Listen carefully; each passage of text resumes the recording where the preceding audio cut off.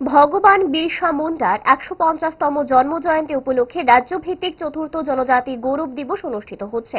শুক্রবার ভগবান বিরসা মুন্ডার ১৫০তম জন্মজয়ন্তী উপলক্ষে কেন্দ্রীয়ভাবে মূল অনুষ্ঠানটি হবে বিহারের জামুইতে।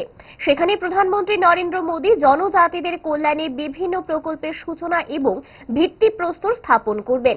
এদিন তারই অঙ্গ হিসেবে রিয়াং জনজাতিদের মানোন্নয়নে মন্ত্রী শুক্লাচরণ নোয়াতিয়ার হাত ধরে শান্তির বাজার মহকুমার অন্তর্গত মধ্য কাঠালিয়ায় মাল্টি পারপাস সেন্টারের শুভ সূচনা হয়। এই দিনের এই অনুষ্ঠান প্রসঙ্গে সংবাদ মাধ্যমের সামনে বিস্তারিত তুলে ধরেন প্রশাসনের এক আধিকারিক।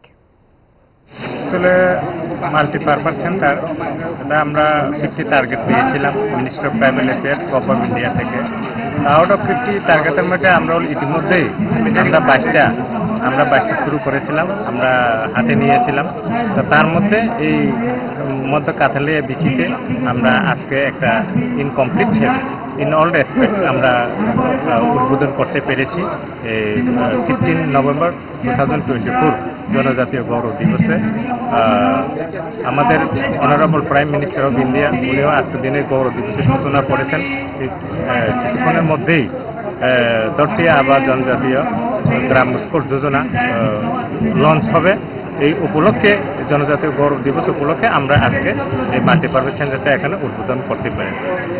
কোন রকমে নাকে মুখে গুজে সারাদিনের জন্য বেরিয়ে পড়া অম্বলের আর দোষ কি? তাই তারা 5 দশক ধরে গ্যাস, অম্বল ও পেটের সমস্যার একমাত্র সমাধান গ্যাস নয়।